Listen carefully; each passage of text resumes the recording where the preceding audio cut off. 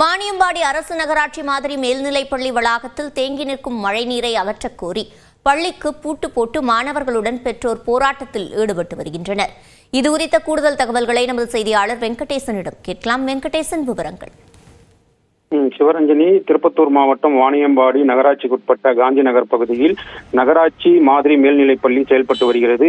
இந்த பள்ளியில் 1200 மாணவர்கள் பயின்று வருகின்றனர். இந்த நிலையில் கடந்த 3 நாட்களாக வாணியம்பாடியில் அதிக அளவிலான கனமழை பெய்து வருகிறது. இதன் காரணமாக தற்போது அந்த பள்ளி வளாகத்தில் மழைநீர் தேங்கி இருப்பதால் இதனை கண்டித்து தொடர்ந்து மாணவர்கள் போராட்டத்தில் ஈடுபட்டு இருக்கின்றனர். மேலும் பள்ளிக்கு பூட்டு போட்டு தற்பொழுது மாணவர்கள் மற்றும் பெற்றோர்களும் போராட்டத்தில் ஈடுபட்டு இருக்கிறார்கள். தகவல் அறிந்து சம்பவ இடத்திற்கு வந்த நகராட்சி அதிகாரிகள் மற்றும் காவல்துறையினர் மாணவர் மற்றும் பெற்றோரிடம் பேச்சுவார்த்தையை நடத்தி பின்னர் இது குறித்து உடனடியாக நடவடிக்கை எடுக்கப்படும் என அவர்கள் தெரிவித்தின் அடிப்படையில் தற்பொழுது மாணவர்கள் அங்கிருந்து கலைந்து பள்ளிக்கு சென்றுள்ளனர்.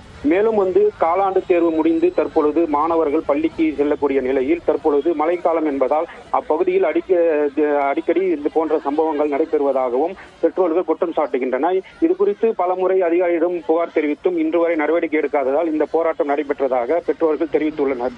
சிவரஞ்சனி, விவரங்களை வழங்கியமைக்கு நன்றி வெங்கடேசன்.